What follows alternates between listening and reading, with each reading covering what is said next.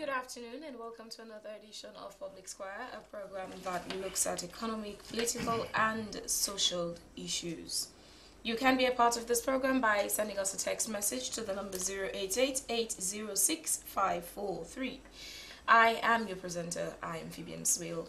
Our focus for this edition, as we said last week, it's a continuation of looking into the manifestos of the political parties. Today we're paying more attention on the health and educational policies in the manifestos of SLPP, APC and NGC. I have several people in the studio to talk about that. Stay with us, we'll be right back.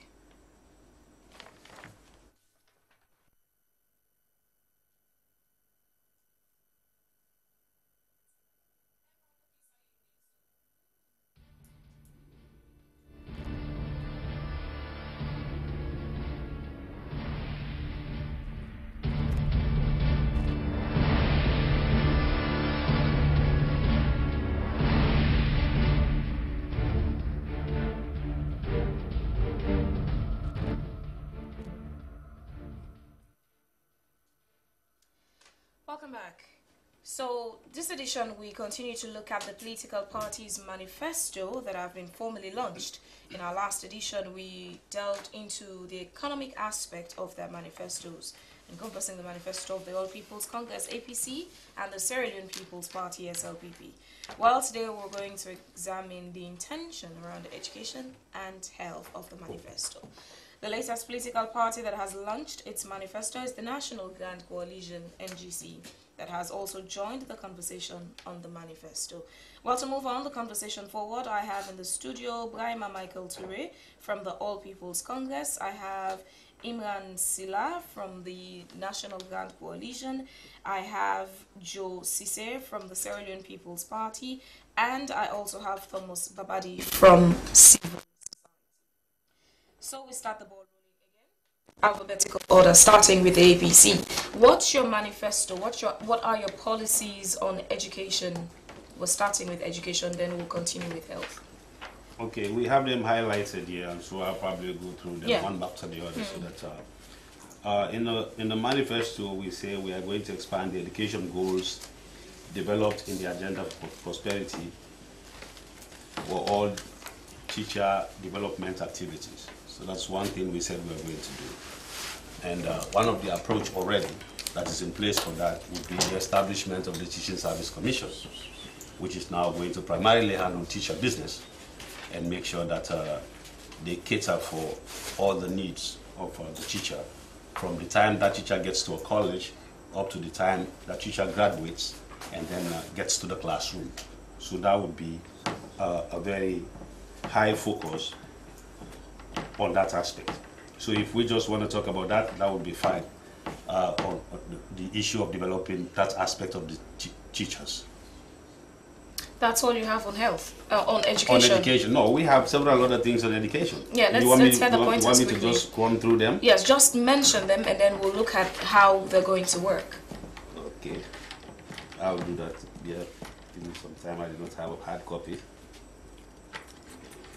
Okay, while you do that, let me quickly skip through and move to NGC. Imran, let's hear from the National Grand Coalition. What do you have on education? Thank you for having me. I think we have well over 15 points in our manifesto. I mean, on the things we would like to do with regards to education. First of all, I think we want to restructure the Ministry of Education, right, for better performance into two distinct divisions: pre-primary school, primary and secondary education, and then we have another one for technical, vocational, adult and higher education. So that's one area. Develop a special incentive scheme: science, technology, engineering and maths, teachers and teachers in remote areas. So it's basically about creating the conditions to get to get teachers to want to go into those areas, because I mean at the moment I think we lack sufficient amount of teachers, right, who are interested in science, technology, engineering and maths. Promote early childhood education and care, right, by mainstreaming nursery and kindergarten education into the national education system, training of teachers and encouraging the private sector to participate in providing nursery and kindergarten education. introduce free and compulsory education at primary level, support feeding programs. Just note, that's only at primary level. Yes, free education. at primary level, yeah, exactly. Gradually build school infrastructure with all relevant facilities, which is a good problem right now because, I mean, if you go into rural parts and you go into those primary schools and even the secondary schools, there's the lack of toilet facilities, right? And that's a challenge. So that is something we want to look at when we get the opportunity after the 7th of March. Implement a nationwide water and sanitation project in all schools across the country. Explore the possibility of reintroducing civic education, including life skills, knowledge, attitude, and behavioral change programs into school curriculum. Reactivate and capacitate a curriculum development institute charged with the responsibility of constantly reviewing and upgrading schools' curriculum with oversight provided by a board made up of representatives from universities. We also would like to ensure adequate facilities and funding are provided for educations of persons with disabilities. I mean, that is also something of concern to us. Free for persons with disability. Ensure adequate facilities and funding are provided for education of persons with... Funding what way? It could come in the form of scholarships for those who want to go into tertiary institutions and even tap them very early at a very young age. If they are in primary and secondary school, we would also like to explore the possibility because the total number of disabled people in the country right now, I think it's about 28,000, right? And the vast majority of them are very disadvantaged with very little opportunities whatsoever, not the top of education. So we need to find a way to mainstream them and let them feel part of society. Right? And another area as well, and that is something that is going to be very central and key in our educational policy, depoliticization, right? How do we take politics out of everything in this country? All those will be coming to shortly, Imran. We want to start off by getting your bullet points on what the manifestos, the manifestos have on education, and then we come round to look at how you intend to make those things in your manifestos become a reality, how sustainable they are, and how would you run them devoid of people's political affiliations, religion, tribe, and all of it. So, are you done with the bullet points? Well, I have a few more, but then yes, I mean, let's get them. Okay, well, I mean, the depoliticization is actually part of the bullet point, so I have to make it. I mean, just so you know, and encouraging universities to eliminate payment for application forms. That is something Dr. Yomkela has talked about. So no the 500,000 leons that people have to pay to access application forms, which doesn't ensure or guarantee you access to the university. Forms? No, that is going to be taken off. I mean, we don't need to pay any money for any application form. So it becomes free? Yes, it is going to be free. Okay. With that said... And over and above all that, I think Dr. Yomkela has said several times that if he gets the opportunity after the 7th of March, he is going to declare an educational state of emergency in this country because we know the state of education in this country and it needs some serious revamping and serious focus. So that is something he's committed to as well. Okay, thank you very much. And let's come back to you, Michael. Have you have everything sorted out? Yes. So what our manifesto is saying here is that we're going to expand the education goals developed in the Agenda for Prosperity for all teacher development issues. Okay. And the second one, we say we're going to strengthen the education inspectorate system. A third one would be provide free education for the physically challenged and disadvantaged, which is we're already doing. Support measures to increase... Free education for disabled. The disabled, we're already doing that. Once they are enrolled in any institution of higher learning, they only need to let us know through their institutions, and we've been paying ever since. So it's nothing new. So support measures to increase access to education. And then, of course, to increase the retention of women in education and promote their enrollment in science, technology, engineering, and mathematics, which we are already doing. For any of the females that excel in the sciences, they usually have automatic SLG. Once they are enrolled in a university and they come, it's a policy for the Ministry of Education. It's ongoing. It's nothing new. We are already doing that. So we also say we're going to facilitate student loans for tuition and books. That's a new thing that we were going to introduce 2 years after 2013 when the fee subsidies were actually granted. We said 2 years after that, we were going to introduce the student loan scheme, but unfortunately, Ebola came in, and so we had to suspend that. So now we're going back there to make sure that happens. So the last one I have here is continue to pay for all public examinations. So it becomes free for all public examinations? It has always been. Okay. It's something we're already doing, so we just continue doing it. It's nothing new. So what I hear from the other manifesto is more or less something that we already had a foundation for. Don't worry, we'll let you delve into the manifesto of the other political parties. Yes, Abubakar Jusisi, let's hear from I want to start from where you stopped. Okay. They inherited the payment of fees for public exams. They inherited it from us. That is the fact. It is an incontestable fact. We are paying fees for keys for NPSC, Becker, and WAS. And we had an increased number of people benefiting from the government grant in it, including myself here. So that is not new. You inherited it. Let me start by saying our manifesto, of course, we've made it clear from the one that we are going to provide free education from pre-primary to secondary level. Because we believe as a party that education is the key, the universal key that unlocks doors across the globe for opportunities. It is one sure way we are going to invest in the future of this country, because the more quality human resource a country has, the more that country stands a chance to develop. We believe in that very strongly, and that is why we are putting premium on education. So definitely we'll be making education free from pre-primary to secondary school. We've already explained, but I will come to that later because this is just a preamble. Free from primary to secondary only. Primary to secondary. Of course, we'll be taking out the SS4. So it is from pre-primary to SS3. As far as we are concerned, the SS4 is additional financial burden on the parents and also a waste of time for the kids. Because if the quality is good, then there is no need for an additional year. So that is very clear. It is from pre-primary to SS3. We are going to revert back to the 6334.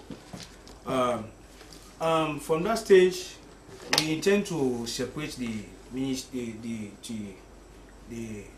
we intend to have a Ministry of Higher Education that will comprise the technical vocational aspects, teacher training, and then of course the universities. Then also we shall be establishing teacher training because... Sorry, the Ministry of Higher Education would be there, and then we'll still have the Ministry of Education, Science and Technology? Yes, but there will be a Ministry of Higher Education that will... I've already named the... Is it going to be a part of the Ministry of Education or a separate ministry? Yes, it is a separate ministry, but it's also part of the Ministry of Education, but it's going to be separate. Okay. Understand? Because it definitely will focus on technical vocational education, teacher training, and then the university tertiary level. That's what it's going to look at. So we also intend to establish teacher training colleges across the country in every district headquarters. That's for the purpose of training teachers, and because at the moment we are short of teachers in the classrooms. I know my brother here will not agree, but that is a fact.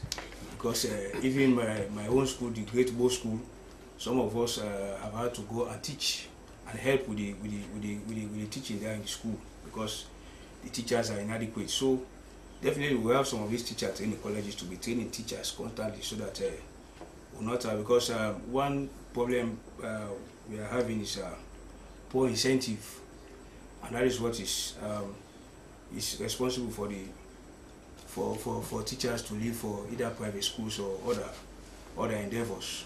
So in addition to the establishment of teacher training colleges, we'll also be looking at the incentives for teachers. That is why we are going to have a presidential initiative for teachers. That's going to look at everything concerning the teachers, their welfare in general. Is going to look at it so that they will be motivated to teach the kids, because if the teachers do not give in their best, the kids should just be wasting their time in the classrooms. and we also over a 3-year period. Over a 3-year period, hope to remove the double shift over a 3-year period, by which time we hope to have built more schools to accommodate the kids so that we can reduce overcrowding in classrooms, because that is a serious problem as we speak. And when I go to some schools, we have over 100 kids in the classroom, and that is very, very inconvenient. That is not a conducive learning environment. The kids will not concentrate, because the lesser number of kids you have in the classroom, the more they concentrate. The teachers, of course, we know them by name, and we know them by face, and there will be that constant interaction between them. So the kids will concentrate. But in an overcrowded classroom, definitely, it happened quite recently to my own daughter. I asked her why she was performing badly in some areas. She told me there are too many in class. So that's a serious problem we are going to handle. We also intend to, because we started it, to develop the middle level manpower by establishing polytechnics in also every district headquarters town. We established the Eastern Polytechnic. We also established the Northern Polytechnic. We had hoped to spread it to other parts of the country, but time did not permit us. So, but we are working on that now, because without a strong middle level manpower, it will be very difficult for the country to develop. And we also intend to have technical vocational centers in rural areas. And by the way, the polytechnics we are going to establish, they are not just going to, they are going to be well equipped with modern equipment, and they will be providing training in areas relevant to the job market, so that we will not have the situation we had the last time when the mining companies were here. They had to go and bring in expertise from outside because we did not have them here. So we are going to train them here now. And as far as the tech folks, they will be looking at areas that are relevant to the needs of the rural people, like for instance maintenance of bikes, motorbikes, bicycles, agricultural equipment, and so on and so forth. So for time, let me just stop here for now, and as the program goes on. Thank you very much, Bakari. And let me come to you now, Michael. You key things I mentioned, I took note of, that I penned down: the free education for disabled, the SLG for science female students with good grades, and the free public examinations. All these things, of course, would cost money. How do you intend to make these things a reality? Well, these are already ongoing programs. You know, throughout the 10 years, we've already been doing that. Sustainability, the same way, it costs money. How? Well, if we have done that for 10 years, I don't see how that would not continue, because there has been progress over the years in just doing that. Okay. There has been an increase in the enrollment of girls who are now offering sciences and all of that. So it's encouraging, and I'm sure we are going to continue with that. Thank you, Michael. Imran, state of emergency on education. What does that mean? How would that work? It basically means it is going to be a matter of priority and an urgency, right? Because we know what the facts are with regards to education after 10 years of a failed APC government, frankly, right? The expected years of schooling are only 9.5. Adult literacy rate, percentage of 15 and older, is 48.1%. The primary school dropout rate is 52.2%, and school attendance and completion rate for girls is abysmally low. There are very few vocational schools, and the quality of higher education has dropped considerably below that of other countries. So there's every need to prioritize education and make it an emergency in this country, right? But the central point is, it's not only about getting kids to go to school and acquiring knowledge in the process. I mean, for me, education is a broad concept, right? It's also about building character. It's also about nurturing values. It's also about raising the literacy rate in this country, confidence, and engage citizens to think critically, right? And in doing so, your party intends to dish out free university forms, where it would be free of cost. No students would have to pay, tertiary level. Well, yeah. Water supply in schools nationwide, yeah. And disabled funding. Mm-hmm. Now let's look at the disabled funding. Right. What does the funding entail? Disabled funding for me is what it is. I mean, providing opportunities. I mean, financial opportunities for people with disabilities. At what age? At all levels, basically, for me. So we only have 28,000 of them currently. Of that number. And the funding for disabled is, of course, we're focusing now on the education. Yeah. Does it include you paying their fees and giving them school materials, including school shoes, books, and bags? If you take the total number, percentage-wise, of students generally, those with disability do not account for at least 1%. Right, but is that the goal? So that is something that financially we should be able to do. Any well-meaning political party who comes into governance shouldn't find it difficult to do. And one of the ways we intend... Sorry, Imran, we just want to get it clear. Yes. For the disabled watching the program, they Yes. need to know what their hopes are. Yeah. Is it funding that covers their shoes, their books, their tuition? Precisely, that's the commitment we're making, indeed. And this is something we've said to them. Are there exceptions before. to what the funding would be for?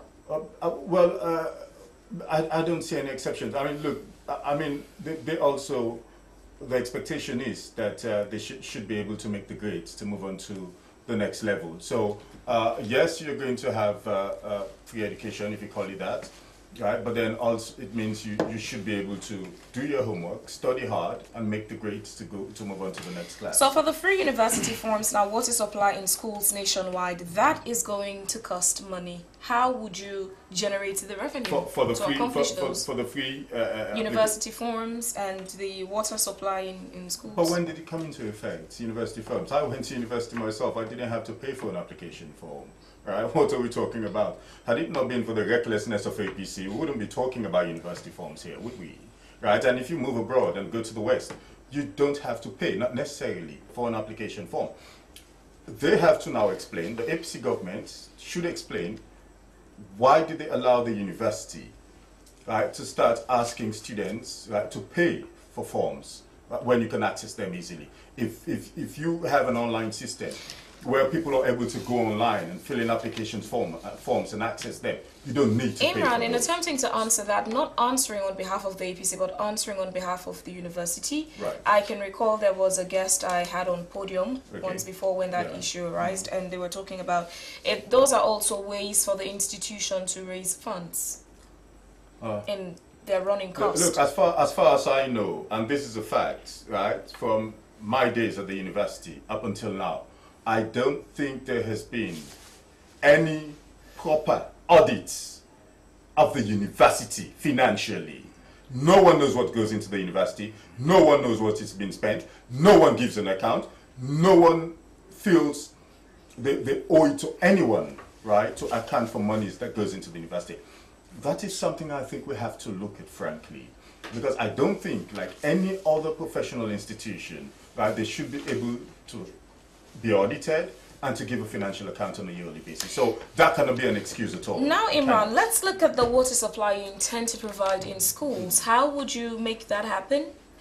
Now, we know, and going back to the Auditor General's report, right, with the millions of dollars that have gone unaccounted for in this government, one of the ministries affected is the Ministry of Education, Health, Agriculture, right, and look, overall, what we intend to do, and the Ministry of Education is no exception whatsoever, is to plug the leakages, right? Proper procurement procedures. Whatever is being allocated to the ministry, we know should be spent wisely. That is not happening now. So if you save those millions of dollars and also donor monies that goes into those ministries, I think covering water sanitation, I mean for rural schools across the country, shouldn't be much of a problem for any government whatsoever. So what we intend to do for us is just strict fiscal discipline, right? And make sure the monies allocated to the ministry should be spent wisely and for the right purpose. And how, again, would you make the water supply intention become a reality? But that is what How I'm do you saying. intend to provide the water? Where we're going to get the monies from, right? Aside from getting the money, that's one aspect, that's the financial aspect of Good. raising the money. Now, providing the water supply in the schools themselves, how will that be done? I'm sure there are various ways, right?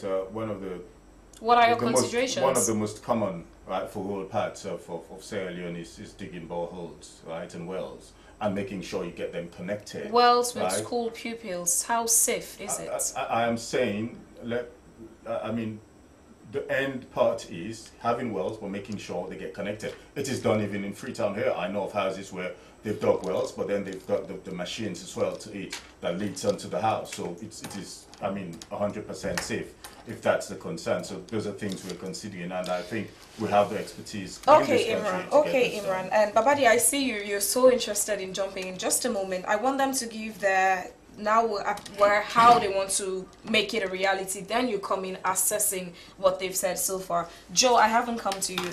You've said a lot about what SLPP intends to do on education, a premium on education, free education for primary to SSS 3. As you said, you're eradicating the fourth form, the 64-4, you're eradicating to 63-4. And Ministry of Higher Education, teaching, training, colleges in district headquarters, presidential initiative for teachers. Let's look at that presidential initiative for teachers. What is it? How will it work? The presidential initiative for teachers, it's a project that is going to be under the watch of the presidency. Mind you, the free education, it is not just going to be free education, but quality education as well. And I can explain to you how we expect to make it, how we expect to improve the quality of the education. It's very, very simple. The last time I had a debate here with my brother, I explained to him. Now, quality education, let's take for instance the private schools. That's the simple thing they are implementing. You provide incentive for teachers to motivate them. Once they are motivated, you're giving their best in the classrooms. You provide the enabling environment in the classrooms. First, you have a single shift and increase the time of engagement between the teachers and the kids. Yeah? And the lesser kids you have, the more comfortable the kids will be in the classroom. You have to take out overcrowding. And how do you take out overcrowding? Build more classrooms. That's why I told you in our manifesto, over a 3-year period of time, that's when we hope to eliminate the single shift, because by that, within that period, we hope to have built more schools. Sorry to interrupt you there, Joe. Imran, I didn't ask you, is there a time frame put in your manifesto as to when you intend to achieve all these promises? Well, no, but then okay. it makes sense to say that in the first 5 years. But then, in the first 2.5 years, we would have seen a remarkable difference. Thank you. Let's just hold it at that. Yes, Joe, so you were saying. I was just addressing the quality aspect, you understand? So if you can motivate the teachers and create the enabling environment for the kids to learn, yeah? As it happens in private schools, I've always made the point, the teachers who teach in private schools are the same, and their counterparts in the public schools. Joe, would you pardon me again for interrupting you? I deliberately didn't ask Michael to hear that from the APC, because when he was talking, he mentioned that they've been doing it for the past 10 years and it's something that is still realistically achievable. So I deliberately didn't ask about your timeline as to when these things would be acquired. Just for the record, yes, Joe, you were saying. Yeah, I was just saying, private school teachers and their counterparts in the public schools are trained in the same institutions, same teacher training colleges, you understand? So what is missing is incentive. Some of the teachers teach in both private and government schools. Yes, and if you look at the performance of the kids in private schools to that of those in public schools, I mean, they are worlds apart. And what are the disparities? Or the factors for the disparities? But that's what I'm explaining. You understand? So that is how we'll be creating the quality education. Yeah? Provide the incentive for the teachers, motivate them, have a single shift system. You understand? Reduce overcrowding in classrooms, and have a strong inspectorate. That is why we are going to capacitate the inspectorate division of the Ministry of Education. As we speak now, it is very, very weak. It does not perform its role. You understand? So that is one. But then when it comes to payment, you understand how we are going to get the funds to fund the free education. I've explained it here over and over. We've done our research, according to the 2015 school census report, we have about 2,009,000 kids, school-going kids at the moment in the country. And we expect to spend $51, that's 380,000 euros on one kid. That should take care of tuition for the year, textbooks in core subjects, and then 1 or 2 uniforms, at least 2 uniforms. You understand? That should provided by the government. Yes, by the government. That should take care of that. And by the way, we did it before. The Sababo Education Project, support to girls. We are paying tuition for girls when we found out after some research that in the northwest of the country, we had very low enrollment rates among girls. We implemented the Sababo Education Project, paying full tuition for them, providing uniforms, bags, and everything, and that increased the enrollment for girls exponentially since that time. So it is the same thing we are going to implement here again. So how we are going to make the money is simple. We have seen reports from civil society organizations, NGOs, Bretton Woods institutions, that's IMF, World Bank. They've always been telling us we have serious wastages in our financial system. And we are seeing these monies going to the bottomless pockets of.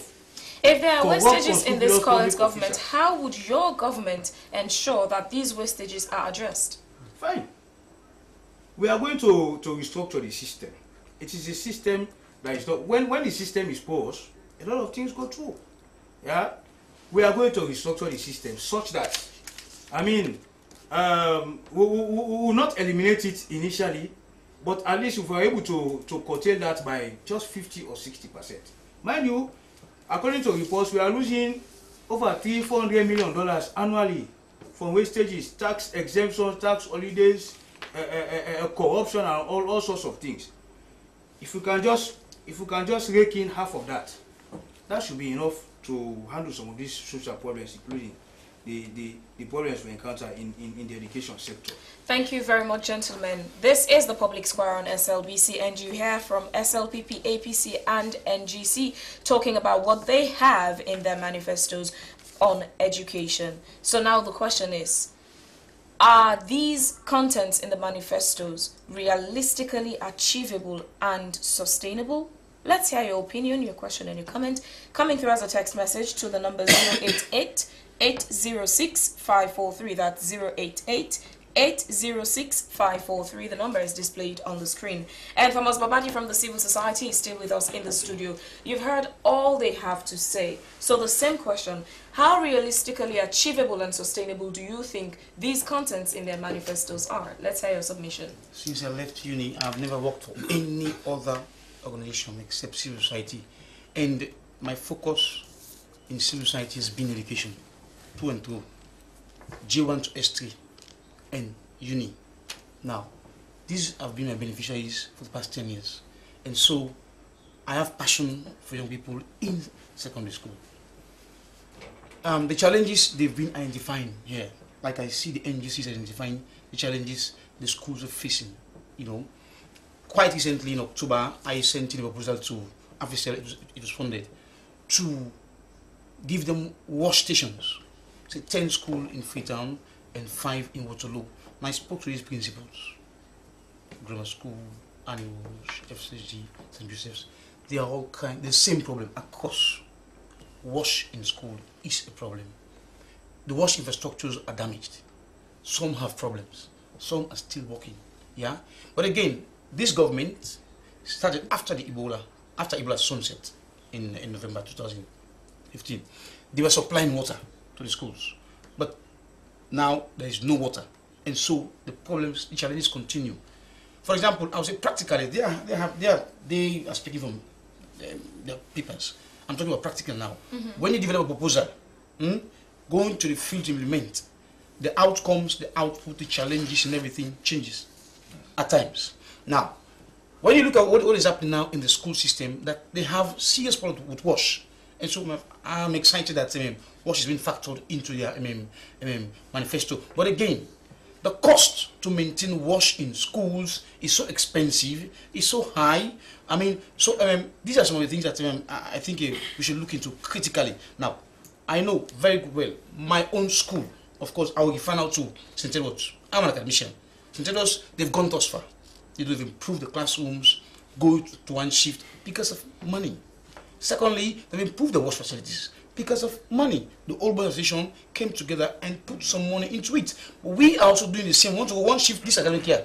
But again, money has been a challenge. Look at the washing in a school. So challenging. Yeah? Energy is a problem. The libraries are still not too functional. The laboratories, I've not seen them identify it in their manifestos. The laboratories, what are they going to do to improve the laboratories? Students in the sciences. Sciences, chemistry, physics, biology, So these are all the challenges. But again, I want the NGC gentleman, Mr. Iman Sila, to explain to us what the meaning of this word. I think they identified it's a very good thing that they want to do. Depoliticization. Because if you look at the University Act of 2005, it says the president is the head of the university. So how do you depoliticize an institution that is headed by the president? One. Two, I see Mr. Sila touching something very, very serious. The former anti-corruption commissioner, who is currently the AG, we were working together when he was in anti-corruption, and of course when he left special court we were together, and then we followed him up at anti-corruption. Wanted to help him, but when he went into politics, we just because I'm still a side activist. Now he tried to engage his former, his alma mater, to help them to have an audit. That was a very big challenge. He was faced with a very serious problem. So he had to pull out. How will this be achievable, on the NGC as a government? To audit. Now, to audit the university account. That has not been done over the years. And the university, in fact, they are doing research. Part of the University Act, it tells you exactly, Section 24 of the University Act of 2005, it tells you exactly that the uni undertake research. And that research, some money goes into the university account. Yeah. Is that reflecting in the past 20 years, in fact? Now, coming to, I want to look at what the SAP is saying about take it down SS4. Gentlemen, I hope you're pinning down the points that Babadi is raising, because you'll be answering those. Yeah. I am looking at what is this really achievable? Having, I like this word, presidential initiative for teachers. Like we had President Kuma having presidential emergency energy task force. That was really good. It means the president have interest in energy, and so today we have at least 10 or 15 hours energy uninterrupted within Freetown and some like McKinney or whatever. Yeah, but you had this in Pudloko or Bomf, Moyamba, Pujum, like that. But again, that was an initiative, that was an intention. Again, if you're having, but how do you plan to establish polytechnics in every district? Considering within how many years? One. Two, the tech works in rural areas, which is very, very important. How do you intend to finance this? That is, education financing I'm looking at now. Then you're giving 3 years. For me, I was thinking that 5 years is achievable, it's doable. But within 3 years to fund those activities, put the infrastructure, get the lecturers. It's not 3 years, it's for the is to remove the double shifts and reduce overcrowding. Overcrowding, double shift, overcrowding. That is getting more classrooms, more furnitures. Yeah, to reduce to remove the double shifts and make it single shift. More structures. More structures. Yeah. Okay, that's good. And so, now that's also capital intensive. It's also capital intensive. Nevertheless, they are trying. This country, they're trying, but they've not been able to achieve that at all. They've tried. Now, looking at the SAB's manifesto, you're talking about free education, pre-primary and secondary. I checked the amount mathematically. It's 3,364 billion and some 100 million for primary and secondary. Primary and secondary. That is just pre-primary and secondary, J1 to S3, not S4. Yeah, in 5 years. 1, 2. These we excluded. We only said 2 uniforms. Not 3 uniforms. We didn't include crepe. or sandals or singlet. We didn't include socks. We didn't include jewelry sets and bags. So I don't know. For me, I need a better explanation. You see, Asad was grappling to ask him, Mr. Bio, Brigadier Bio, you know, that question continuously. BBC again was grappling to ask the question. Again, we want a clear understanding. So you know what? If they eventually win, definitely, like we did the APC in 2007, we are the back, seriously, that you said in your manifesto, you're going to establish a youth commission after a year. And that was not done. We gave them a year. After a year, we gave them 45 days ultimatum. And so, they listened to us. And of course, they had to go ahead. In 2008, we drafted the Youth Commission Act 2009, enacted. And then of course, we had to put them again on their toes, count the press conferences, give them ultimata to make sure the staff are employed, the board is established, and then get the staff up and running. That's it. So you know what, if you're saying this, we want to see how are you going to do this. You know, it's so capital intensive. Now, coming to APC in governance. Expand, of course, you've established the TSC, which I'm excited about. You know, I like that particular commission. And of course, you inherited TEC, Tertiary Education Commission. SAP established TEC. Sorry, that's a plus to the SAP government. They established TEC. TEC is very, very good and it's doing very, very well. How, like for example, for me, I still have problem with APC. The manifesto you put up in 2012, how you're going to wage war on illiteracy. You know, that was not really feasible. It was not really. I wonder, the draft of that particular manifesto was Dr. Maran. I read it clearly. I was excited. You know, you're going to establish tech votes. You're going to make sure you pay more attention on tech votes.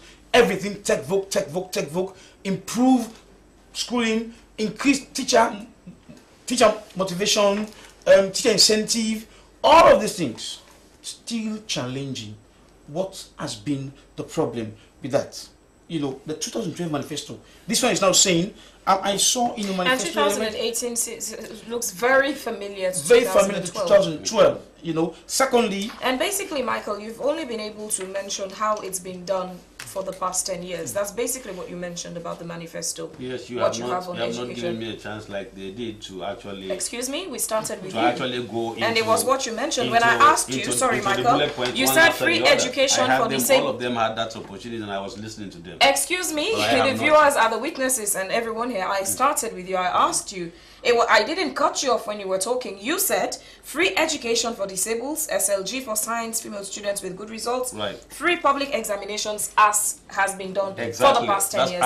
So you were referring to the past 10 years, not basically as to probably additions or subtractions in this manifesto. Exactly, my point is that I outlined them, but I have not been able to explain here how we are going to carry on with them. I listened to my colleagues here saying the same thing, but I was listening to them, so I was waiting for my opportunity. You were talking about you've been doing it for the past 10 years, and it's continuing. It has a potential to continue. Exactly, because that is why we have all of that in our manifesto today, because it's about progress, continuity.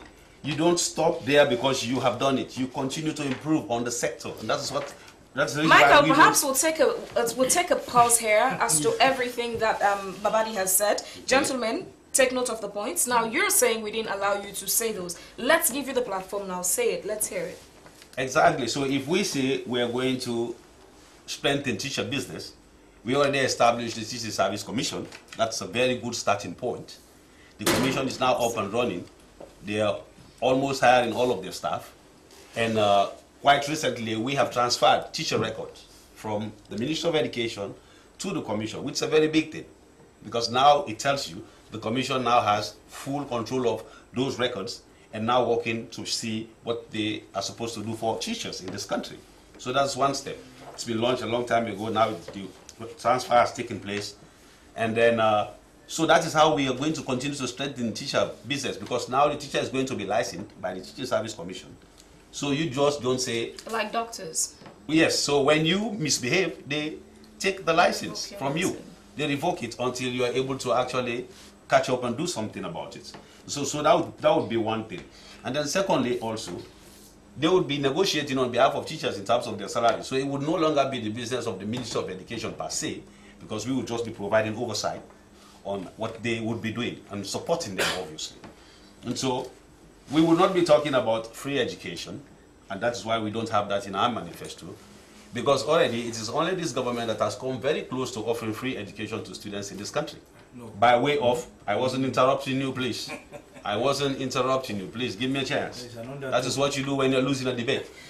This is the only government you distract. That's Unfortunately, this is just a discussion. This is just a discussion. This is not a debate. But he's distracted me. That is what he does. He knows how to do that. So you see, he's distracting my attention. So we're not talking about free education here because we know what that entails. We're not going to promise that. That would be far-fetched. Okay? So that's why we're going to stick to what we have been doing and improve on it. When Ebola came, when we realized that parents needed that extra support, we decided that we would pay for 2 years. So 2 years, we paid for all schools from the primary level to the secondary level, and no parents paid a cent. So that's how we intervene. We would not be offering free education. We know that what that means. Building schools. We are already building schools. You know, after the war, you know, in all fairness, SLPP inherited a school system that had lost 1,264 primary schools alone. That's a very big number. You know, you don't wake up one morning and erect 1,260 primary schools. And so they built their own schools from that time. What he mentioned about a Sababu project, which would have been our saving grace in this country. The Sababu project, one-time, big-time funding to that sector, ever in the history of education financing in this country, was $42 million to that project. That was misappropriated. Now, there was a total misjudgment in that Sababu project, I can tell you. It was well-intentioned, but the implementation was very poor. Okay? Gave out contracts to relatives who abandoned the contract site. It's in the report that came out later on. Okay? That money was misappropriated. Now, one big mistake that we did in that Sababu project, we decided to build a junior secondary school wherever there was a primary school. Big mistake. You don't do that. That's wasteful spending. You know what ended up happening? The junior schools were standing there and the primary schools could not feed them. So they are empty buildings, wasted resources. What could have saved us in this country was wasted. And now you want this education to turn around like God once said, let there be light, and there was light. It doesn't happen like that overnight. It's a process. And so this is where we are. We're building schools. We're increasing classrooms. When we wanted to return our kids back to school after Ebola, we did an assessment of our schools. And we discovered we had a little over 300 that were critically congested. What does that mean? One classroom would have 100 and more kids. That's a disaster, even just apart from Ebola, for anything, even for just teacher management. So what did we do? We decided to work with our partners, and so we increased classrooms in most of the schools that were critically congested. We have built close to over 200 from a DFID funding, and now we are also embarking on another 225 from Islamic Development Bank funding. That is what we do. That's how we intervene. We're not promising the world, but we're saying, to the extent that we can do this, we will move this step by step, so that at the end of the day, when you're assessing us, you will see the progression.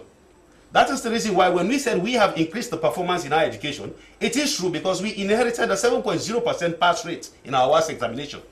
Today, it's 30%, as of 2017. You see, I know the difference between 7% and 30%. I never liked mathematics, but believe me, I know the difference. Okay? 7% and 30% today. So that is how you assess progress. We are not saying this is a rosy education system. But where we came from has been very abysmal. He spoke about teacher incentive. Well, it is good that my brother now has a plan as a political party for teacher incentive. Because if I remember, up to 2007, when we took over, their salary to the unpaid and unqualified teacher was 64,000 euros. Today, that is 600,000 euros. Okay? The teacher certificate was less than 300,000 euros. Today, it's 700,000 and more. So if you have to talk about incentive, that's called serious funding to education. It's real business. You have to be able to fund that education. Like I said, by 2007, their funding to education was a mere 3.1% of our GDP. That's a mockery to education. You don't develop education by funding education as abysmally as they did during that time. So you don't come here and sit here and begin to paint all this picture about how rosy the education was before we inherited it. We had serious problems. That was the time. What is your allocation now? let us have In terms of resources, He has financial, spoken too much. financial commitment from government I to want the to ministry. respond How to much all is the it now? lies he has said here. The fund into education Yeah. is 15%. You see, Okay. it's 15%. Yes, from a 3.1%. And how is that being spread across?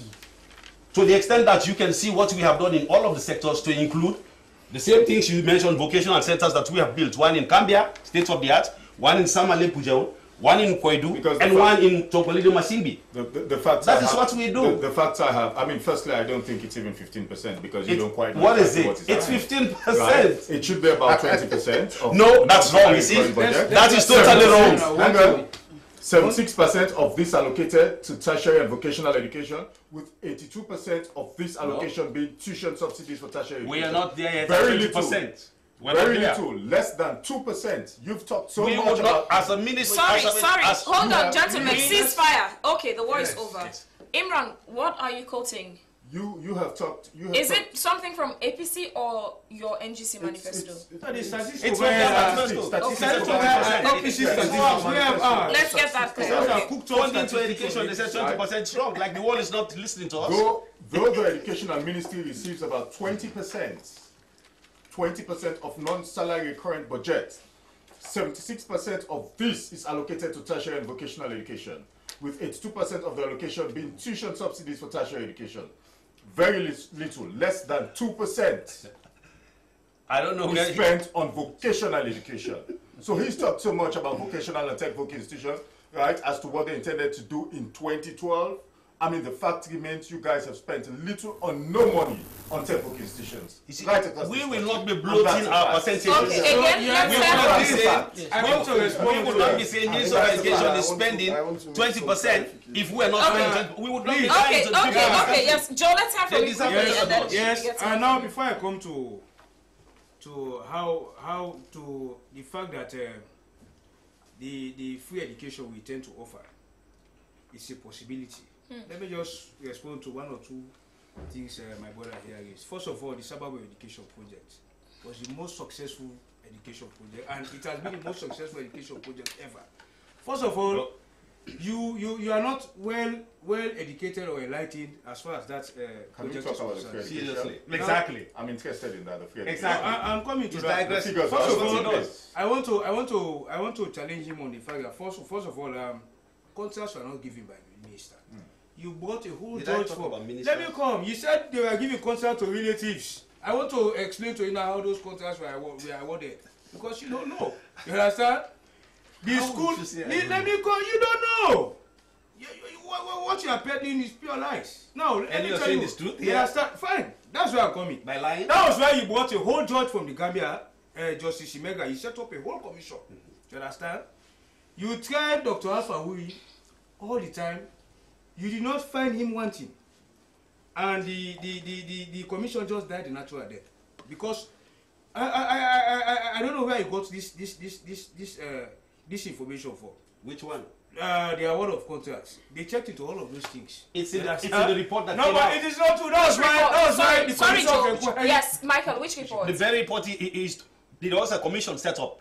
A report was generated. There is in that report clearly that contracts were awarded to family members who First of all, let me tell you who awarded. those Let me contracts tell you who awarded at the end of the contract. day. The contract, the people who were in charge of awarding contracts, were the missions who owned their schools and the communities themselves in which those projects were implemented. You understand?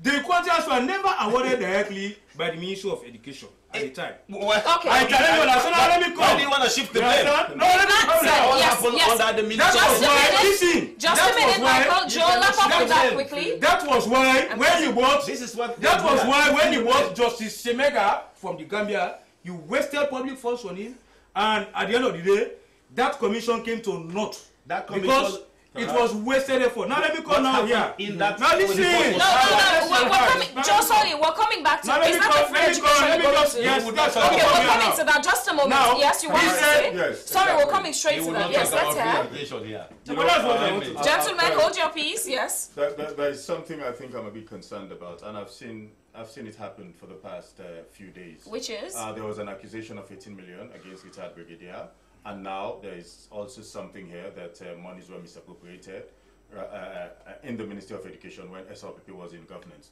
Now, it is either they are true or not true, or that if they are not true, then those allegations should stop. But I find it worrying that you, the APC, have also been complicit in destroying this country.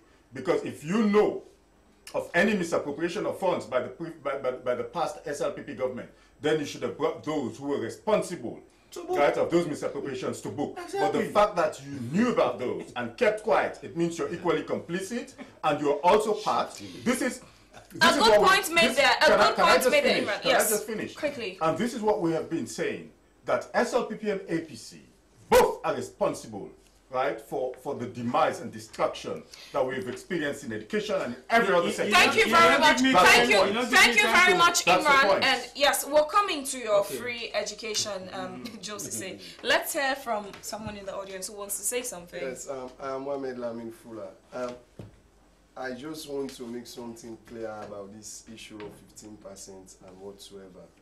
If you take a look at the APC manifesto under moving forward with education, they were saying in 2007 government budget allocation in education is 3.1%, okay, of the GDP.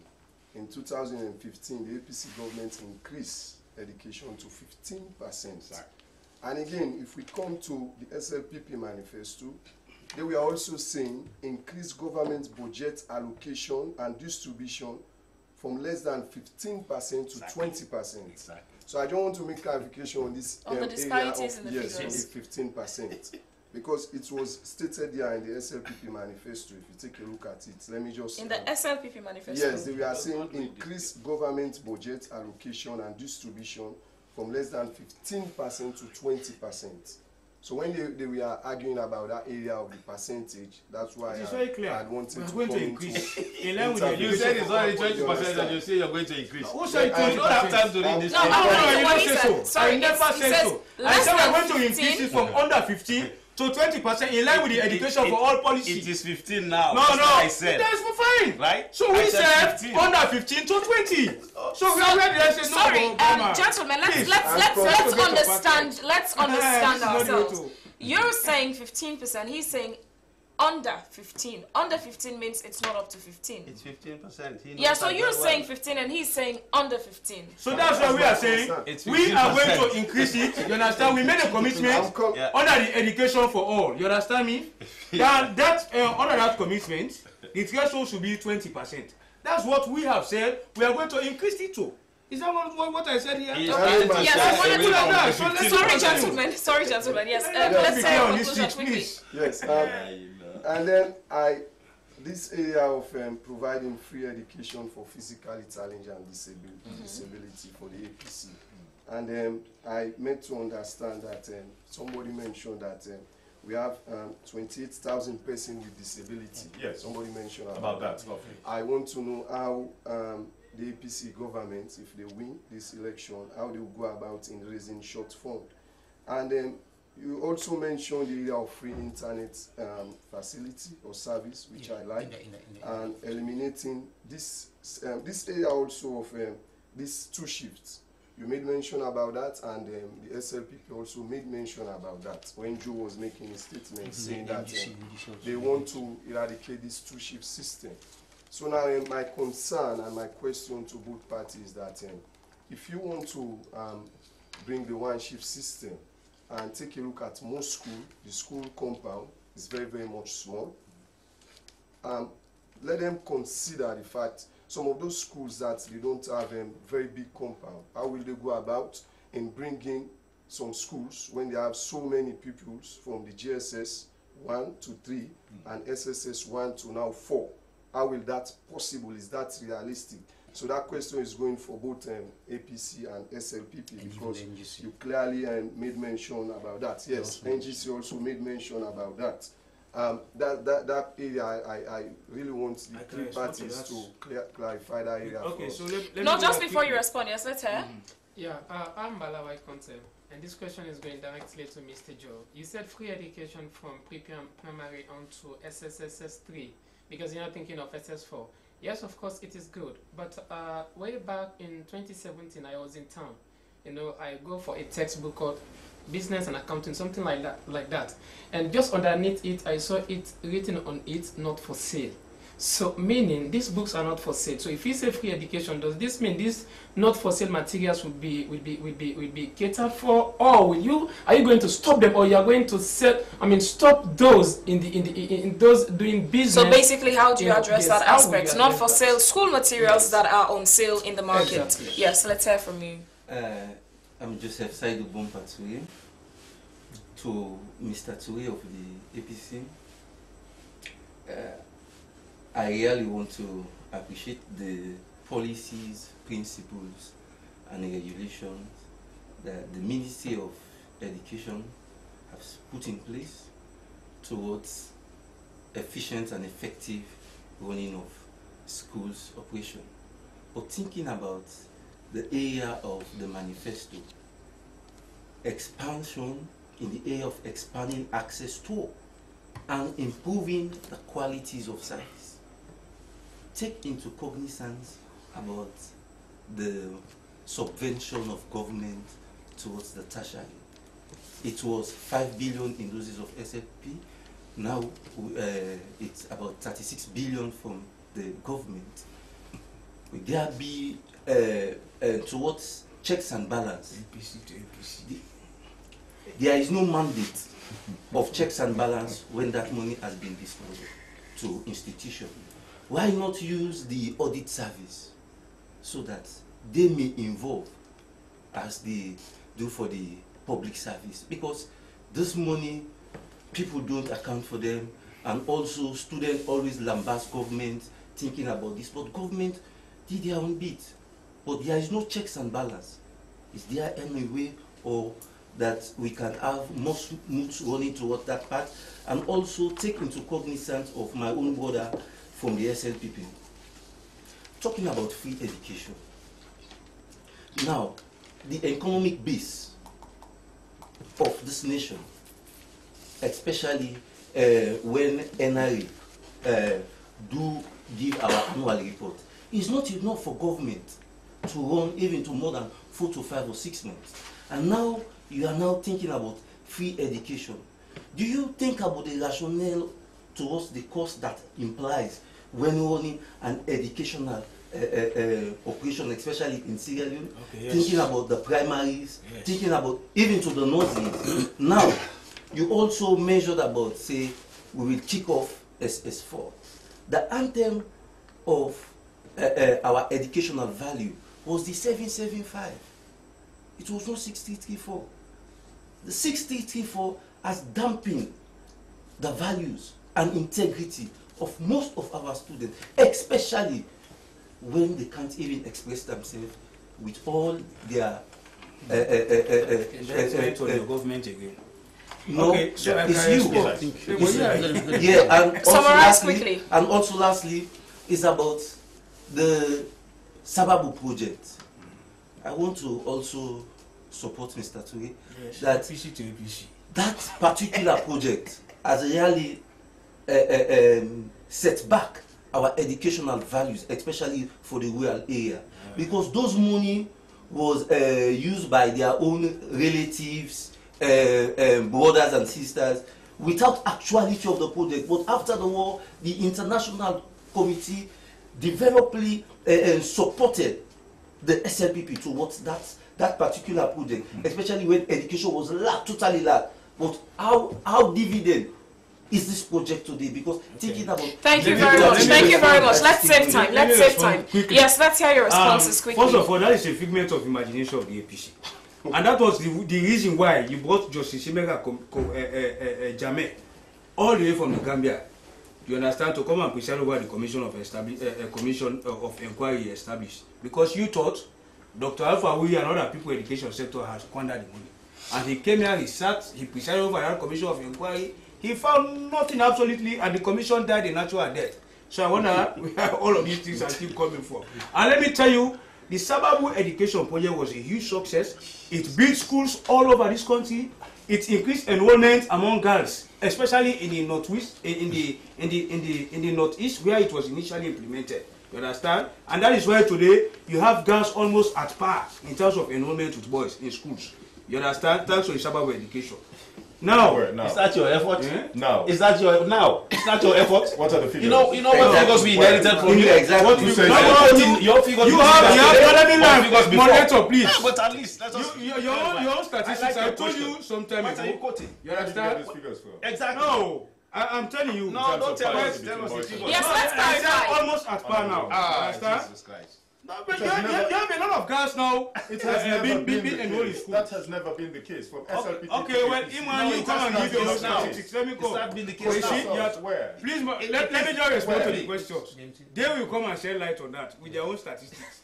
As far as I'm concerned, the statistics provided by Mr. Boya Makatue here are purely APC statistics. They are cooked up statistics. I've challenged him over. I think so. Because it's not reflective of the reality on the ground as far as education is concerned. Let me answer the question. in the middle please. of all this argument, could you guys perhaps do us a favor by referring to the specific documents you're quoting from? So those who are educated enough, who think they want to verify, would have the opportunity of verifying. If you're saying that your statistic about the death mortality in Sierra Leone from the UNDP, let's get it. So We have them in our manifestos. He is going to challenge them. He has his own statistics. If you go to We have ours. I can read from my own documents here now. We have our own our statistics. statistics. I don't want to waste time. Where did You you understand? derive your statistics from? Exactly. It is stated here in From our where? manifesto. How realistic? You understand? We did our research. You understand? What was Now, your research please, I don't want to methodology? lose focus, Madam Moderator. Let me Focus come. on me. Focus on He me, will Joe. not tell you. What was your research methodology? I just told you, first of all, research methodology. I think No, it's not just internet source. We have a whole lot of documents from the Ministry of Education that we saw. Oh, so- You understand? We have them here. If you can give me time, I can read for you. Please. It's in our document. That is why- Say we don't have statistics. No, that is why before some of the statistics we This have, guy is interesting. she is asking me the question. Yes, I'm You asking understand? because we want to know to You want to exactly give me time to place. read for you? Yes, let's get where the statistics came from. Fine, let me come. Because it is. Okay, so while you're looking for it, Michael, your statistics you've been mentioning, Exactly. where did you get your Let me statistics go. from? Reading is another aspect, but we are Yes, hold your peace, hold your peace. Where did you get your statistics from? We conduct national school censuses year in and year out. So We that's who? the Ministry of Education. So that's a document. No, that's you're here on behalf of that is APC, not our that is- Ministry no, of Education. Let's exactly. get that clear. So let's look at the APC, your statistics you're giving us. What's the source of your statistic? from the Ministry of Education National School Census. Good. Which year? Which year? 2011, 2012. Look there. 2011, 2012. This is You 2018. will see that. Okay. There. So there you have So, it. 2011, so 2012. Can I read now? Okay. I have here. Sorry, yes. Let's hear from Understand? you now, Joe. You've been able to locate it. Fine. Now, let me just start here. Access to education is low and the quality is poor. Only 13.7% of children between 3 and 5 years are enrolled in pre-primary level. You understand? He can challenge it. No, we're not No, no, talking no. about what you're giving. We're talking about the source. He's running away. Michael, hold on. Don't overthrow me. I'm still the presenter. The source of your information. and your yardstick. We do research. That is one.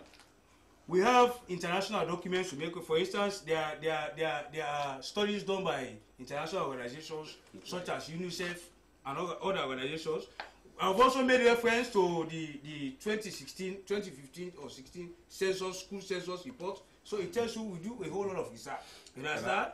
And that's where we get our statistics. But I don't want to lose focus. Okay. No, we I wouldn't want lose their focus. questions they ask. We want to answer, also please. properly inform people. Just a moment, Joe. Just a moment, That's Joe. what we have here. Yes, hold on, Joe. Fine. Imran, you've also been quoting some statistics. Exactly. What has been your source?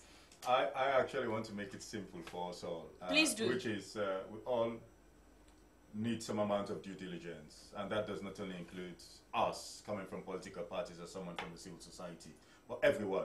Yeah, right? let's hear the source of Right. the statistics. And in essence, what I'm saying is we don't necessarily need to come and specifically give those. No, Imran, we do. No, I fundamentally disagree. No. There are. Agree or disagree? Do us a favor and answer the question. Why did you get your statistics from? That is why I'm talking about due diligence. It's not only about us. Right? Imran, let me give you a recap of perhaps the background. Let me give you a recap. This is the public service broadcaster. Yes, I understand. Our point of having this program is to inform our audience. And we can't inform them if we're leaving doubts in their minds. The questions that would be leaving them to answer should be able to get a guide. Hold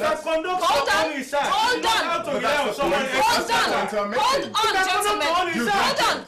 Nobody's going to make a research because we're going by what you're saying. So what you're saying, give us a source of where you got your information. So now I can tell you. Exactly. For example, I heard that President Mugabe resigned. I heard it on the BBC. Now I've told you got it from BBC. Sure. So you would go and research on BBC. But if I just come and say President Mugabe has resigned, how would you able to even investigate whether I'm being truthful or not? Give us a reference. So we know you are not plagiarizing. Give us a reference.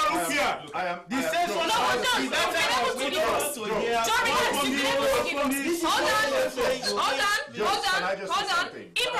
Imran, we're not asking whether, with all due respect, we're not asking whether you like it or not. We're asking, from our point of view, that's an important information for our viewers. So do us a favor, just tell us the source of your statistics. It's not whether I like it or not. Like, if we're having an engagement here, honestly, I think we all owe ourselves the responsibility to do due diligence before coming live and speaking. Imran, sorry, we need to save time. Can you please tell us the source? Yes. Our sources are varied. It's a combination of World Bank, Thank UN you. reports, those are the things we need to hear. So World Bank, which year? What's the report? None of us can get into those, frankly, and that's the point I mean. Quite an interesting discussion going on here. Gentlemen, this is the public square on the Sierra Leone Broadcasting Corporation. You're hearing the discussion. You hear from the representatives from the political parties. Be a part of it. Send us what you think about what's going on. We're taking a break. Stay with us and we'll be right back.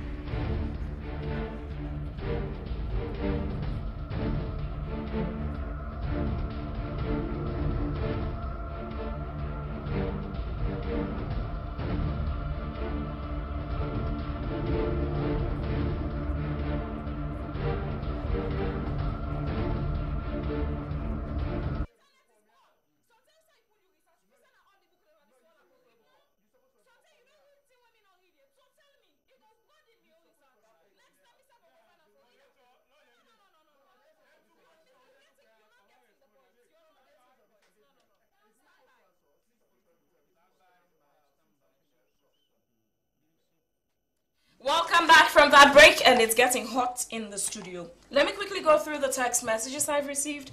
Someone says, Fabian, Imran is just like his flag bearer. They talk too much. How can he sit down telling us that the education system is a failure? Another texter says, now we have more or less to university. During the SLPP, there was no, okay, the person says more access to university.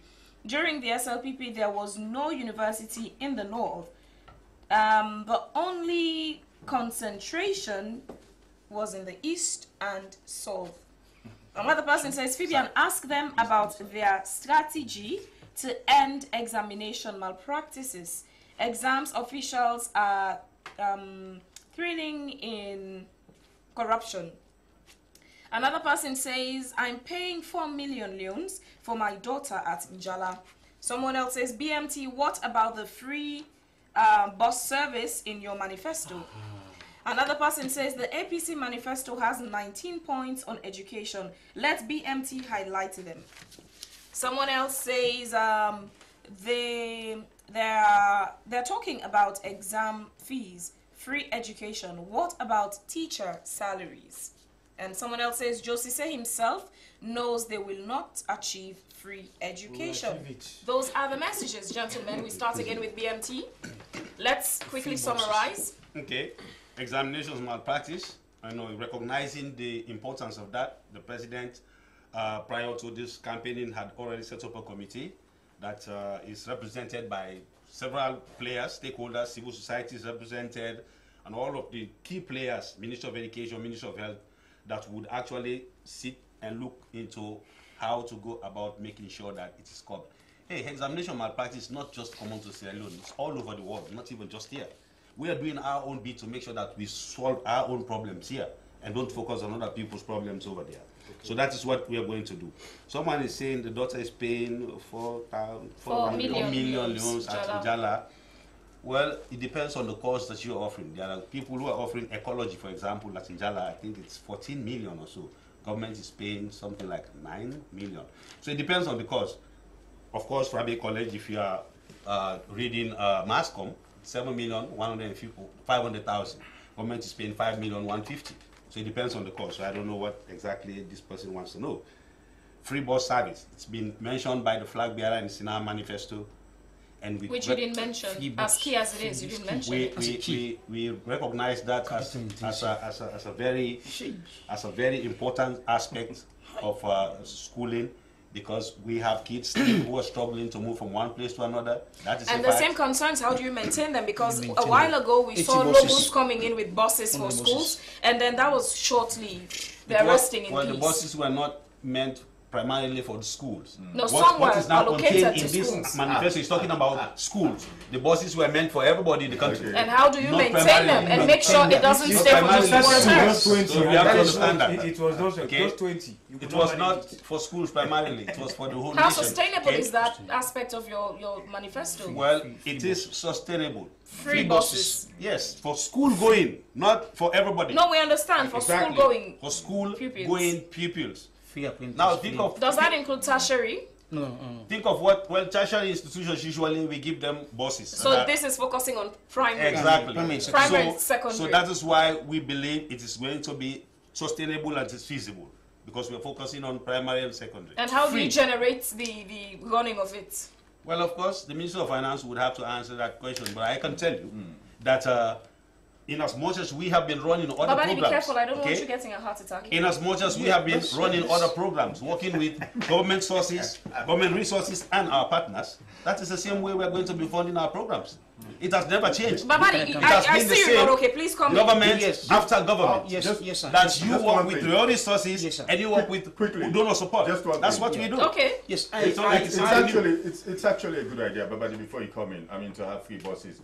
The only thing I would suggest, just give the contract to Logos. He does a very good job in getting buses into this country. That is not a national thing. We're talking about schools. Babadi, you were going to say? You could not manage 20 buses about schools. Yes, sir. Just 20 you could And again, sorry, Babadi, it's a good point Joe is bringing 20 you could not Only manage. 20 that were given to the schools, it was short-lived. How would you be able to manage more buses of a higher magnitude? Yes, sir. When? Okay, you'll answer that. Babadi, yes, come in. Sir. I admired all the candidates, 16 of them, presidential. I admired your candidates, so truthful and factual. Now, let me just say this again. I admire all of you, Brigadier B.O., who was once served, Dr. Yumkela, who've interacted with, very good guys, you know. But again, look at the word free, bosses. The quality of the boss, one. Is it fairly new? New? Where are you going to pay the drivers, the apprentice? One. Two. Maintenance. Petrol. 3. Where, because of course you have location to park. The bus stops, not the bus stops, I mean the garages. Yeah? Where are these garages? Is it government? Are you going to park them at the government places or whatever? Now, if they break down, where do you generate the source to maintenance them? 4. With or without breakdown, vehicles need maintenance, No, 4. whether or not there's a problem. 4. Regular How maintenance. do you? But the thing, there's so many. I saw it in the manifesto. I read it in WhatsApp. I saw 3 buses. How are they going to do this? 20, just 20. Was a challenge, And a very big pupils challenge. were paying, teachers were paying. But again, look at what has happened. You know, with the Ministry of Transport. How are you going to make sure you maintain that particular thing? And within how many months or weeks or days or years you able to provide this? Is it just the first And how years? long will it And last? How long will it last? You know. Yeah, let us. I think Okay. we don't have much time. I hope you don't struggle to Yeah, we explain this also one. have to. Don't struggle at If you all. don't interrupt me, If that's you're not- what if you you're make not us. Yes, Please, Michael, please. let's stay on course. We have a track record of increasing revenue generation year in and year out, and that is a fact. Okay? That is one. Baba, Okay? you okay? That is one. And let me also tell you that what you usually hear, if they say 200 and what billion is allocated to the Ministry of Education, like the last one, it's 12% of our GDP. 8% of that is going to institutions of higher learning. 4% remains with us. Okay?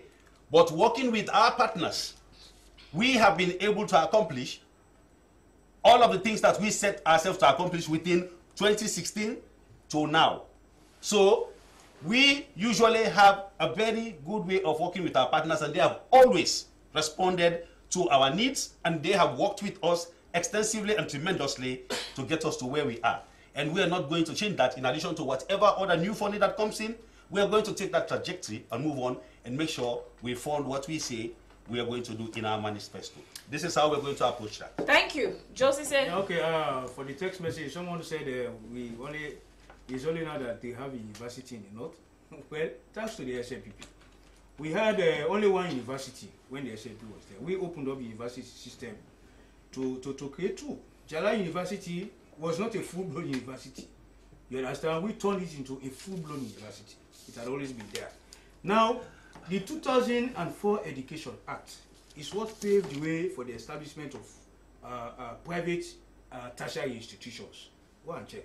So if you have a university today in the north, thanks to the SLPP. Now, let me come to this issue of but you cannot contend there, my brother. You did not. No, yes, Jala University, Exactly. Jala University was But they created. did not. Jala University was We have to increase them by 2. created by the SLPP. You cannot challenge that. You I understand? am The not saying 2004 who created what. Education Act Yes. is what paved the way for the establishment Yes. of private tertiary institutions. You You're cannot correct, challenge sir. that. That was done by the SLP. What So has it tells that done? you we had visionary leadership. Now let me come to this issue of free education.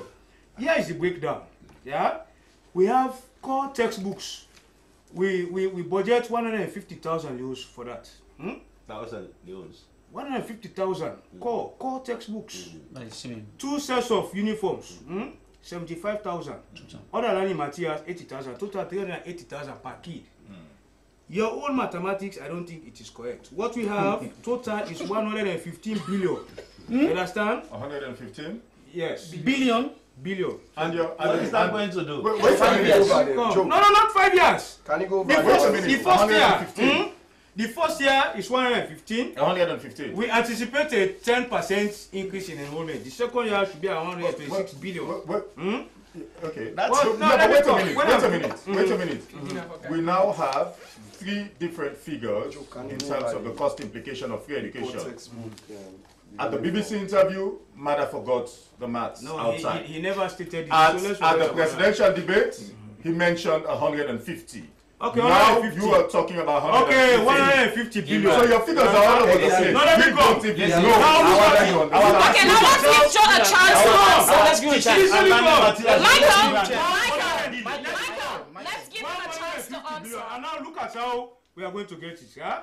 We intend to reduce these waivers. Let me go. Clarify, Joe, clarify, 15 from the figure. 150 billion. Oh, you just talked about 150. No, 150 billion. So you're going back to 150. Yes. 150 billion. Because 150 billion. From 115. Let me explain now. We have not past that now. Very good. Now, we intend to reduce these waivers by at least 50% in the first 2 years and level around 25 to 30% in the third to fifth year. This alone will provide additional revenue of around 150 billion per year, which should be enough to take care of funding to free education. Now, you talked about textbooks. You understand? When the SLP was there, we are producing these textbooks and distributing them to schools free of charge. You saw the debates when a whole teacher was telling you they had one textbook for the entire classroom. We had one textbook per child when we were there. You understand me? And we are going to introduce that. They are not that expensive. That is why most of the schools now, they are doing business with textbooks. My kids went to secondary school this year. Each one of them, I paid almost 3 million loans. You understand? 4. One! Yeah. Which school? One at Prince of Wales, the other at St. Joseph Convent. Quite good. Over 2.5 to 3 million, that's fact. You understand? So most of what the excuse they provide is that it costs them a lot of money to print their textbooks. We are going to take care of that. You understand? So that answers your. And for you, the space in schools. Yeah. What brought about the double shift, as a matter of fact, was when we introduced. That is why I just watched my brother when he was saying they were starting to issue free education. We introduced free primary education. That was something again you inherited. You understand? And we have been paying the fees on behalf of the kids in the form of subsidies to the schools. And now you owe them almost a year, or over a year now. You understand? We introduced free primary education. And that triggered high rate of enrollment. You understand me? In addition to the school feeding, we introduced. You understand? So we had a large number of kids going to secondary schools. And the infrastructure just coming from war was not enough to accommodate them. So we had to get schools to double the shift. You understand? That was why we expected them over a period of time to release the double shift system, but they failed. You understand? So for the space, some schools do not have space. Yeah. What you do is simple. You can build the school infrastructure. So you can build new schools. And some of the schools, the kids, if you want to eliminate the double shift here, you can send some of the kids elsewhere. That is what Aniwas have done. That is what the Sierra Grammar School have done. That's why some other schools planning to go to a single shift are doing. One kid from move them from here, take them to another school, and overcrowd that other school. There's a way to do it. Don't let me come. There's a way to do it. If you want to have reduce overcrowding here, move them. Let's allow the man to explain. Let's understand what you're saying. Public exams. Like for instance, NPSC. You understand? Schools, kids can decide to sit for a particular school and they do not make the grade. You understand? So what do? You said it is the Ministry of Education. You know that. That same elsewhere.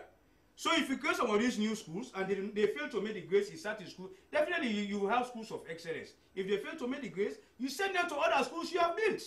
You understand? So if there are other schools that have enough space for you to build infrastructure, you have so many schools that have enough space to build infrastructure. It is only a few schools that do not have enough space. So those few schools, you can build structures elsewhere, and when the schools fail to make their grades, you send them to those other schools. Thank you, Joe. Yes, Imran? Well, I think there should be only 2 questions for me, but then before that, Babadi asked a few questions which we didn't get the opportunity to answer. But Mr. Joe, I think... Please, allow the man to... Please. Remember, this is not an APC conference, please. Hold on, gentlemen. Hold on. We respect our audience. We didn't invite them to be furniture in the studio. Exactly. Your point matters. I think my question is about remove SS4 from the system. Justifying the removal of SS4. Yeah, and also justifying that. About the anthem of 775. Okay. Now removing. Let me come. 6334. We had 6334 before now. My argument some time ago when I had a debate with your brother here, your APC brother here, I told him quite frankly, you understand? I told him, no, let me be very serious. I told him before because this was the Justice, not Justice, Professor Bamaja Commission, you understand, that made that recommendation. Under your regime. And your own regime, because you thought the kids were failing. I told you that. You understand? So you got this 6344. But before the advent of the 6344, some kids were taking the worst exams in SS2, hard-working kids, and they made the grade to go to university. You understand? It was not that. It was not as bad. You understand? Now we have a good number of kids. I have relatives whose kids have gone to SS4, and their experience is this. The same courses we offer in SS3 are the same courses we are offering in SS4. So it is just a waste of time. And that additional year, their parents are grumbling. Because most of them do not. That is why, listen, so the alternative we have to that, let me enlighten you now. It's simple. You just have to improve the quality. You understand? With motivated teachers, more contact with the kids in the classroom. That is why it is essential to eliminate the double shift. Because as long as you increase the contact hours, you understand, with less kids in the classroom, the quality will improve because the kids will pay attention and the motivated teachers will teach the kids. And you will not have need for an additional year. It is as simple as that. And that is what we are going to do. Okay, in all your justification also, someone was saying you mentioned a lot of things about exam fees being paid, free education, but what about teacher salaries? Yes, I just told you we'll be having a presidential initiative for teachers that is going to handle, you spoke about that. The teachers' welfare. Okay, Fabian. And answering my question, I'm still not, yes, this is good for my brother. In answering the question, I'm still not satisfied. Yes. Because I asked Which question? Yes, I asked you about the space. And now you are saying when students will be taking examination. That is not my point. Not examination. Like, for example, I attend government Rukel, where I come from. I've always dreamed of attending no school but government Rukel. I attended there from Form 1 to SS. Okay, just so we don't waste too much time, Fuller, if I can quickly summarize what he said so we save time. Yeah. He was saying that you're talking about exams, that was just an example. He's saying in an event that the school is too small, they can't expand it. Other locations would be used. And what he said is not basically as new as it sounded. You have schools already who have targets. Some schools will tell you that for NPSC, we'll draw a line of 300. If you are below 300, we wouldn't take you. There in itself, it's reducing the population they're taking. We are in, if 500, for example, if 500 students are going for that school, let's say 400 of them have the figure. Now, everything has their advantage and disadvantage, you understand? That is one advantage, and you have to address it over time. Even some schools that have succeeded in eliminating the double shift, like Aniwas, Grammar School, St. Edwards, the present pupils, they set a threshold. You understand me? And like if you are going to the next class, next year, because if they plan to eliminate that one next year, and they will say next year, you should have at least 60%. You don't have 60%, well, you have to go and find another school. So meaning all schools will implement that system. If the schools are gravitating towards that now, that's what they are doing it now. That's it. He knows it. Okay, so just so we don't spend too much time on one thing, those are realistical issues that cut across. It's not just in education, even in jobs. Sure. If you come to apply and there's no vacancy, there's no vacancy. Find another job. It's simple as it is. Yeah. If you come here, you want to come here, no space, find another space. It's obvious. Everyone cannot fit in the same place at the same time. No, but this is different from job. In job, it's the same thing in schools. It's the same thing in schools. In job, they will advertise 5 positions. That's 5, even if 500 people apply. But in school, it's open. You can accept. The government can build 20 new schools. You understand? The school does not have enough space. The government can build schools and send the kids there. Gentlemen, just so we have enough time to do what we're doing, let's settle at that. The building of schools, hope is not look like the statement made by one candidate and say within 3 weeks he will build hospital. Exactly, those are the things we're looking into. Basically, not. But let me throw light on the relevance of the additional 1 year to the senior school, because this is very important. People are watching us and people want to know exactly what had happened. Yes, so okay? the argument of SLPP is that it's more quality, not quantity. How do you justify the addition of the quantity? Exactly. So we inherited a 7.0% pass rate in WAS 2007. Okay, that's what we inherited. According to BMT. It is very. I'm not making these things up. You know this very clearly. 7%. Stay on course, Michael. Focus. And so we went to work. The Bamaja Commission was set up because the government wanted to know what happened. Because that was not the only time our kids had failed the WAS examination. The last time we had won an academic excellence award was in 2001, far back there. And so by 2007, under the SLPP. By 2007, yes, but from that time to 2007, your pass rate was 7.0%. Nothing ever increased. You never improved the quality. And so we inherited that, and so the Bamaja Commission was set up. They recommended. Thank God it was not the Minister of Education that said so. The commission sat and they recommended that study after study has revealed very clearly that the WAS examination is more difficult than the GCO level that we used to take back in the days. The reason why the 1 year was added. Yeah. Okay, to allow pupils as well as teachers to catch up with the syllabus so they can pass. And that's when we started seeing the improvement in the quality of the passes. Today, it's 30% from 7.0%. That is what the SS4 did for us. Thank you for that justification, Imran. Population increase. Look at this guy. Thank you very much. Increase. Of course. But there was one more thing that the free education and the 150 billion. I want to add. Sorry, Michael. It's time we allow NGC also to make a point. Imran, forgive me this loud. I keep getting this picture from the APC PRO and the Ministry of Education.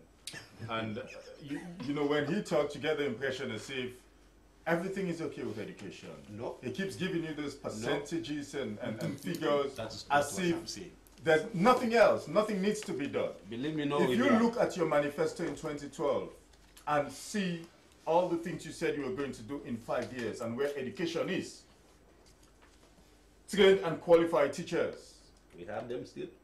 About 40% of the teaching force is untrained and unqualified. There's a lot of work to be done. For the first time in years in this country, one examination paper has been used amongst how many students? 5. Happens only once. And you find it acceptable, right? Leakages are all over the place when it comes to examinations. Look, I know that there is a whole syndicate, which involves officials from the Ministry of Education, exactly, teachers from WAEC, where students literally buy results. It's not hidden secret. It happens in the university, it happens at secondary school, and then you begin to wonder the product we get now, why the pass rate is so high. Exactly. It doesn't mean that anything sober is being done to increase that pass rate, but it means a lot more people are actually being able to buy results now. And I told him that the last time we had a debate. I actually been able to buy results now and get results. And someone come out. I have interacted with a lot of them. I've had those who come to me to say, "Oh, can you help me out with 500,000-600,000? Oh, what do you need to do? What do you want to do?" I sat on exams and I need to go. I was like, don't get me into that, please. Just move away. Get someone else to go and get it for you, not me. Okay. Right? Because in my days, I spent hours, long nights studying to get the results I got. Right? And they were very good. No, so that is what I think we should be encouraging. Yes, but that's the fact. Now, looking at You've tried that. The two-shift system. Looking at the two-shift system, it is clear that both the SLPP and the APC failed to see this coming. Because, I mean, these structures across the country were built for a limited amount. And over time, naturally, with an increase in population, right, a lot more young people would want to, would go through education. Population increase. Why didn't they see and make the necessary plans in terms of expanding structures in school, right, to be able to cater for the increased number of young people who will be going through schools? This you haven't done. So what we are saying, it's at a point now where, look, education, frankly, forget the picture, the rosy picture you've just presented. We are in a crisis. Exactly. Right? This cannot be said otherwise.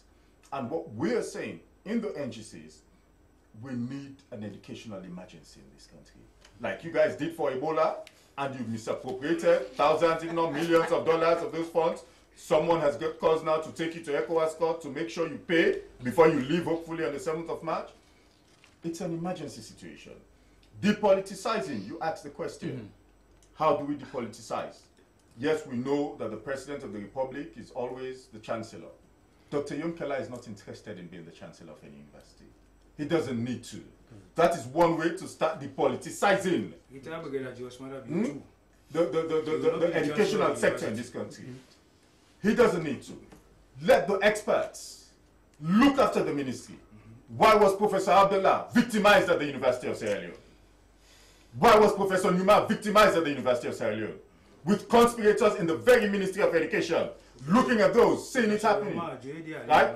And doing nothing about it. Those are your allegations. Right? No, but they're Hold on, let's look, that is all happening. That is all happening because you have government officials in the APC who are directly involved into what is happening with every single thing, and they're so obsessed. It's a fixation for them, right? That it needs to go the APC way. Someone has to have an APC party card somewhere, or someone has to come and label it. Or if you have a surname that sounds different from a Kamara or a Koroma, then you have a problem fundamentally. One of the most respected figures internationally is Professor Ibrahim Abdullah. Go check it. There's no reason. Julius Spencer said, when he was giving his experience at the time he was lecturing in Nigeria, he said, look, lecturers, university lecturers, professors, doctors, they're allowed to be crazy and have those exchanges between them and their bosses.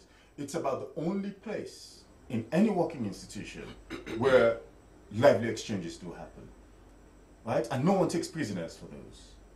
But you're allowed to. Now, exactly. That is what I don't. But you're allowed to express yourself. The point is, because there is so much heavy influence, politicization of the educational sector, lecturers don't feel free anymore. Students suffer as well. And that is why education is where it is today. Right? It is endemic. The whole system is corrupt. The whole system is fraud. Right? And something urgent needs to happen. Right? Okay. We in the NGC, only yesterday, we in the NGC, we believe that a huge step forward would be to make sure the president is no longer the chancellor of any university. He doesn't need to shake anybody's hands. If you study and get your BA or BSc or honors or whatever, you don't need the president to shake your hands for you to, or you don't need the president in charge of education in this country. And so I disagree. I disagree fundamentally with what is coming from the SLPP manifesto, which is, there has to be a presidential team for something in relation to presidential initiative for you don't need it. Get the professionals to do their job. Okay, gentlemen, we can spend up to 10 hours discussing the same issue. So at this point we're in now, you each have less than 30 seconds to give your concluding remarks. Concluding remarks is that these two people are, until yesterday, the same people, same situation. They brought us where we were in 2007, and we have been grappling with that. The damage they caused carried us through up to this time, and we're still struggling to fix the problems that they left behind. These two people you meant? Yes. I mean, the SLPP and NGC. Well, their part, NGC has always been in governance. They are part of what SLPP is. It's a breakaway from SLPP. Imran here, sitting here, was called. Okay, I saw less than 30 seconds, everyone. Okay, yes. So what's his point? Okay, going by the alphabetical order, I'm supposed to go back to you, but being that you've just spoken, no, I can allow it. It is no secret that education is in total mess presently. At least every Sierra knows that. You understand? And we are coming to fix it. When we are there, before they came, they know the strides we took in that direction, and it was better. Today it is worse.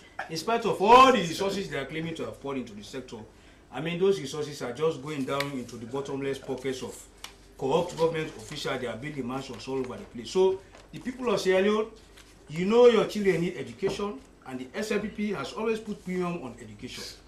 Please, Vote SFP for better education. 3.1%. NGC? Yes, I think, look, ladies and gentlemen, Famula the watch, for me, education, as in health, as in the economy, it is down to leadership, right? The kind of leader that we have to deal with the issues that are facing us as a nation. So in education, we need somebody who's disciplined, somebody who knows what it means to depoliticize the educational sector and allow the professionals to do their job, but then also strict fiscal and financial discipline, that bogus contracts and procurement procedures are not in place, that whenever there's a contract to do X, Y, and Z, somebody would have to come and explain. And yes, I think the university has to be audited as well. The University of Sierra Leone, someone needs to know exactly what is coming in and what is going out. Thank you very much. An educational restructuring. And Babadi, your closing courtesy. Yes, except Fibians and these two get them seen. A lot of us went through the old system from 1 to 5, lower 6, and upper 6. Exactly. Yeah. Thank you very much for tossing me aside. We are very serious about this issue. Education, education, education. Yeah? Please, I would advise the new president that will come after March 7th, among the 16. Please focus on STEM education. Secondly, I see you helping teachers in the remote area to have more resources in their possession. And finally, please, I would advise that please, Mr. APC, SVP, and NGC, when you come in, increase education budget above 20%, because Ghana, 2009, I was there. 7% of the local domestic revenue generation goes into education, please. And I've seen in 2004 in Kumasi that Kufo sacked 10 professors for malpractices. Yeah. Please institute discipline in our education system from pre-primary to secondary and tertiary. Thank you very much, gentlemen, for being a part of the program. And viewers, we said we were going to talk about the health and the education, but because of time, we focused on education. Next edition, we'll be focusing on another important aspect in their manifestos. Hopefully, it could be health or perhaps something else. It's been a wonderful time talking to these gentlemen about their manifesto, and this is the Public Square, always open to the general public, 4 to 6 p.m. on Sundays on SLBC. I've been a presenter. I am Phoebe Swill, and my producer is Princess Gibson. Thanks for your time. Have a good week.